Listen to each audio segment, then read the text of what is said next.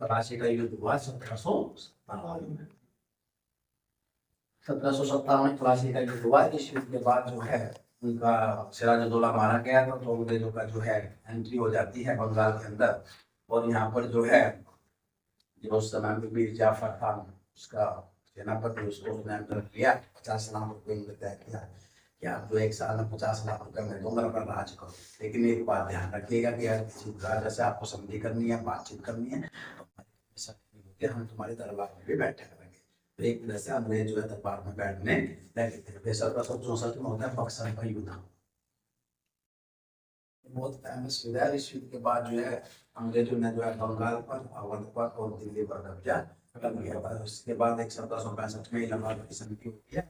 उस इलाहाबाद की संधि पर जो है पांचों के बंगाल, अवध और तीनों के तीनों जो है उसका समझौता करते हैं। और उससे जो है बक्सर के युद्ध के बाद जो है बक्सर कहाँ पड़ता है, एक सवाल आता है, बक्सर पड़ता है बिहार में, ठीक है ना, बिहार में पड़ता है बक्सर, वहाँ युद्ध होता है। उसके बाद जो है अंग्रेजों के दिमाग में रॉबर्ट क्लाइव उस समय का जब प्लासी का युद्ध हुआ, रॉबर्ट क्लाइव को क्लाइव कैट भी कहा जाता था।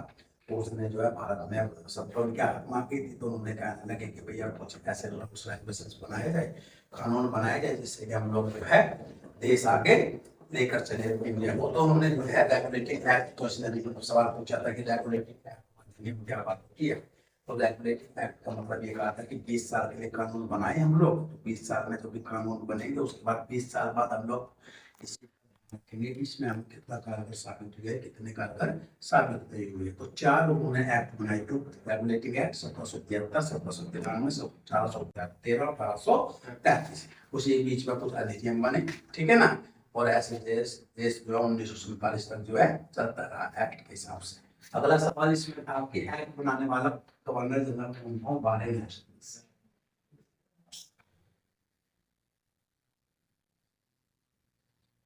वारेन हेस्टिंग्स को बंगाल का गवर्नर जनरल कहा गया था। बंगाल का प्रथम गवर्नर जनरल कौन था, वारेन हेस्टिंग्स था।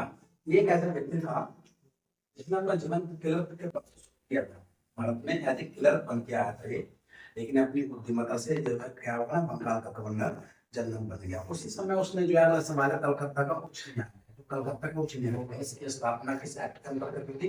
एक्ट अगर बात करें जाए तो 1773 एक्ट के अंतर्गत, लेकिन किस वर्ष हुई थी, 1774।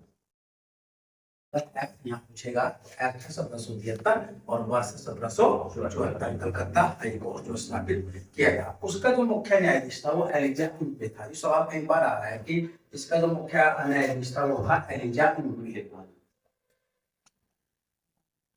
एलिजा कुंटे जो है इसका मुख्य न्यायाधीश था। और 3 और न्यायाधीश थे इसके अंदर, चैम्बर्स, लेमस्टर्स और चैम्बर्स, लेमस्टर्स और हाइड, 3 और इसके अन्य न्यायाधीश थे। एक सवाल परीक्षा में बार-बार रिपीट होकर अगर निम्नलिखित में से कौन कलकत्ता उच्च न्यायालय का न्यायाधीश नहीं था।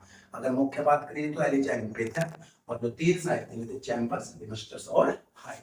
अगला सवाल था कि किस एक्ट के अंतर्गत सरकार को बिहार, बंगाल पर कानून बनाने का अधिकार। शुरुआत में बंगाल था ना, उसके बाद बिहार, उड़ीसा आ गया, और उड़ीसा बिहार का सरकार बनाने का कानून बनाने का अधिकार बन गया था 1781 के सेटलमेंट एक्ट। समझ में 1781 के सेटलमेंट एक्ट में जो है बंगाल के साथ साथ बिहार और उड़ीसा पर भी जो है कानून बनाने का अधिकार सरकार को मिल गया था। ब्रिटिश इंडिया क्या था 1784। इसमें जो है पूरे के पूरे जो 2 जगह उसने बांट दिया था, ब्रिटिश इंडिया को जो है उसने 2 जगह बांट दिया था, बोर्ड ऑफ कंट्रोलर और बोर्ड ऑफ डायरेक्टर्स, है ना। बोर्ड ऑफ डायरेक्टर्स और बोर्ड ऑफ कंट्रोलर्स। डायरेक्टर्स के हाथ में क्या देती थी, डायरेक्टर कंट्रोलर के हाथ में यहाँ पे 1784 में जो ब्रिटिश इंडिया एक्ट है इसमें जो है एक सवाल आता है कि इसमें 2 भाग में बांटा था, बोर्ड ऑफ डायरेक्टर्स और बोर्ड ऑफ कंट्रोलर्स। उसके बाद इस एक्ट के तहत पूर्वी देश, देखो पूर्वी देश, और यहाँ पर हम लोग चीन की बात करें और एक वर्ड है चीनी, चीन और चीनी, समझ में आ गया। सारे अधिकार छीन लिए थे कंपनी से कि आप लोग व्यापार नहीं कर सकते। केवल 2 चीजें, एक तो पूर्वी देशों के साथ व्यापार, इसमें से चीन स्पेशल था, और एक चीन का व्यापार, चीनी का व्यापार और चीन के साथ व्यापार, दोनों इंपोर्टेंट है। एक इस एक्ट के अंतर्गत बात है 1813 में। 1813 में सारे व्यापार बंद कर देते कंपनी, केवल 2 चीज छोड़ दी, एक तो पूर्वी देशों के साथ आप व्यापार कर सकते हो, और चीन के साथ चीनी का व्यापार भी आप लोग कर सकते हो। और एक 20 साल का परमिशन इनको दे दी गई। एक्ट। अगला सवाल है, बहुत इंपॉर्टेंट सवाल है, किस अधिनियम में ईसाई पादरी भारत आए? ये भी जो है 1813। 1813 एक ऐसा टाइम है उसमें जो है लॉर्ड मिंटो और लॉर्ड हेस्टिंग्स दोनों का टाइम जो है लॉर्ड 1813 ही है। समझ में आएगा? लॉर्ड मिंटो चला जाता है, लॉर्ड हेस्टिंग्स आता है 1813 में। तो ये सवाल एक समझ में आता है कि किस वायसराय के अंतर्गत जो है ईसाई भारत में आए थे, ईसाई पादरी भारत में जो है भारत आए थे। तो इस एक्ट के अंदर 1813 के एक्ट के अंतर्गत आए थे, और उसमें विकल्प देखना पड़ेगा आपको, लॉर्ड मिंटो और लॉर्ड हेस्टिंग्स दोनों 1813 में देखे हैं। उसके बाद प्रथम विधि आयोग का अध्यक्ष सदस्य कौन था? Lord Macaulay. देखिए लॉर्ड मैकाले मैंने पहले बता दिया था, लॉर्ड मैकाले जो है 1833 में जो एक्ट आया था, इसमें लॉर्ड विलियम बेंटिक को भारत का गवर्नर जनरल बना दिया गया था। है कि समझ में? कंपनी का गवर्नर जनरल अब क्या हो गया था? भारत का गवर्नर जनरल बना था। बंगाल का गवर्नर जनरल अब भारत का गवर्नर जनरल बना था, तो लॉर्ड विलियम। तो उसने विधि आयोग के सदस्य, जो विधि आयोग को स्टार्ट किया उसमें लॉर्ड मैकाले को विधि आयोग का सदस्य घोषित किया था। और एक सवाल इसमें देखो इंपोर्टेंट है बहुत ही, कि दास प्रथा का अगर एक्ट पूछा जाए तो एक्ट तो है भाई 1833, ठीक है ना? एक्ट तो है 1833 में, लेकिन वर्ष कौन सा है? 1800। अगर एक्ट बात करेगा तो एक्ट की बात है 1833 और वर्ष है 1848। और एलन ब्रो जो है उस समय भारत का गवर्नर जनरल, जिसके समय दास प्रथा का अंत किया गया था। और 1843 एक लिए और इतिहास प्रसिद्ध है कि इस दिन जो है रविवार की छुट्टी का प्रस्ताव पास हुआ था कि रविवार के दिन छुट्टी रखी जाएगी। ये भी 1843 में ही तय हुआ था। तो 1843 में दो घटनाएं घटती है, एक तो रविवार की छुट्टी का है, एक दास प्रथा का। अगर एक्ट की बात करेंगे तो 1833 से एक्ट है। समझ में आया? उसके बाद जो है जाति धर्म लिंग संप्रदाय के आधार पर कोई भी भेदभाव नहीं किया जाएगा। किस धारा? यह आज भी है, आज भी आपके मौलिक अधिकार में कि जाति धर्म लिंग संप्रदाय के आधार पर किसी के आप तो किसी को भेदभाव नहीं कर सकते। तो उस समय 1833 एक्ट आया था, उसमें धारा 87 समझ में आया? धारा 87 सवाल पूछा गया पेपर में, तो धारा 87 के तहत बात रखी गई थी, जाति धर्म लिंग संप्रदाय के आधार पर कोई भेदभाव नहीं किया जाएगा। इसके बाद किस अधिनियम के अंतर्गत भारत की सत्ता क्राउन के पास चली गई? 1858। 1858 जो अधिनियम था, इसके अंतर्गत जो है भारत की सत्ता किसके हाथ में चली गई थी? क्राउन के हाथ में चली गई 1858। इसका रीजन क्या था पता तुम लोग? क्रांति होती है तो उस समय भारत का जो गवर्नर जनरल था वो था लॉर्ड कैनिंग।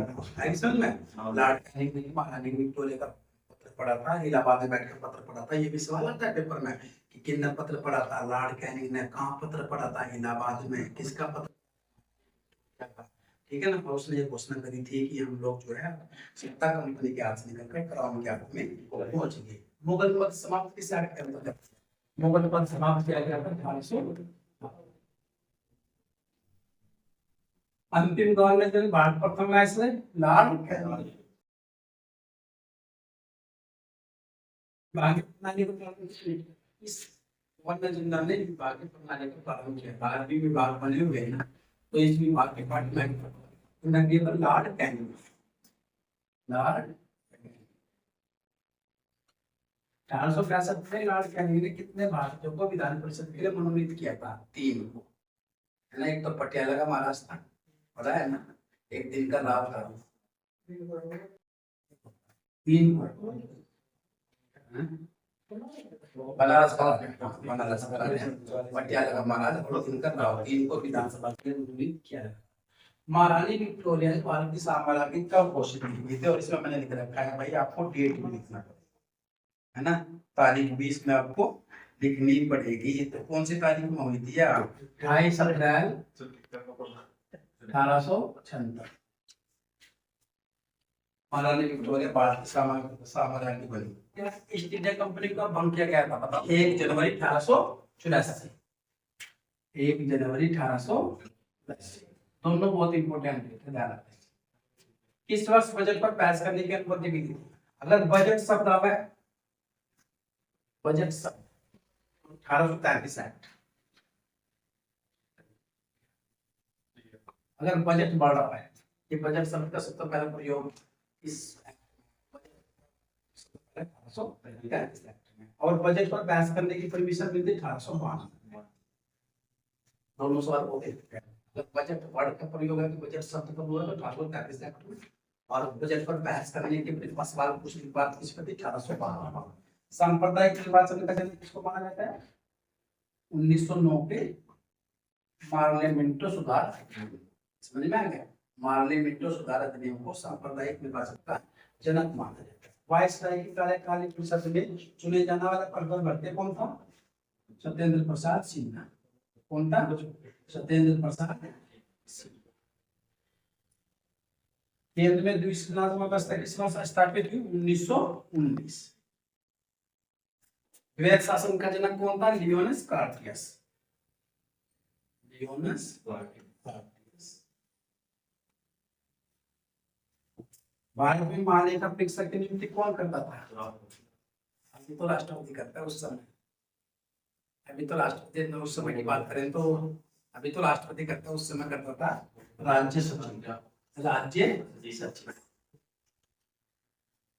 जैसे पार्लियामेंटो सुधार अधिनियम में जो मिंटो वायसराय कौन था? राज्य सचिव। तो राज्य सचिव कौन होता था? ये महारानी विक्टोरिया ने गवर्नर की शक्ति को कंट्रोल करने के लिए एक सचिव का पद सर्जित किया था 1858 कि आप जो है एक सचिव बनाया जाएगा, उस सचिव जो है वायसराय की बातों को जो है किसको पहुंचाएगा? महारानी सचिव के पद वहां से निकल कर आया। केंद्र में द्वैध शासन की स्थापना 1935। 1935 केंद्र में द्वैध शासन की स्थापना 1935 में। अंतिम न्यायालय कौन सा माना जाता था? ब्रिटिश शासनकाल में जो अंतिम न्यायालय किसको माना जाता था? Privy council. Privy council. वर्तमान में तो राष्ट्रपति अंतिम आप एक त्याग या पेश किसके पास कर सकते हो? सर्वोच्च न्यायालय के बाद अगर आदमी जाएगा किसके पास जाएगा? एक अपीलीय अधिकार होता है ना, राष्ट्रपति के पास एक अधिकार होता है ना कि वो किसी शक्ति को कम कर सकता है, खत्म नहीं कर सकता। शक्तियों को केवल कम करने का उसके पास पावर होती है कि अगर किसी को मृत्यु दंड है तो उसको आजीवन कारावास में बदलने की क्षमता राष्ट्रपति के पास है। ऐसे नहीं उसको बरी कर दे, बरी नहीं करने का, उसको जो है कम कर सकता, लघुकरण की स्थिति जो है राष्ट्रपति के पास होती है। उसके बाद आरबीआई की स्थापना 1935। ग्रामीण अधिकार पत्र किसने कहा? नेहरू ने। चला गया जनमत संग्रह। और एक बात ध्यान रखना, 1947 के बाद 1947 में जब देश का बंटवारा हुआ था तो उस समय सरदार वल्लभ भाई पटेल को जो है रियासतों को एक जगह इकट्ठे करने की परमिशन दी गई। तो 3 रियासतें थी। कौन कौन सी थी? हैदराबाद, जम्मू कश्मीर और जूनागढ़। देश की आजादी के बाद कौन सी थी? 3। हैदराबाद जो कि 1962 से शामिल हुई, जम्मू कश्मीर जो कि मिला पत्र के साथ शामिल हुई थी, और जूनागढ़ जो कि जनमत संग्रह के द्वारा भारत में शामिल हुई थी। लेकिन सिलहट एक ऐसा प्रांत था असम के अंदर जो कि देश आजाद होने से पहले जो है पाकिस्तान में जनमत संग्रह करा के चला गया था। भारतीय स्वतंत्रता अधिनियम किस तारीख पर पेश हुआ था? 18 जुलाई 1947। आवश्यक शक्तियों पर कौन कानून बनाता है? वायसराय बनाता था उस समय।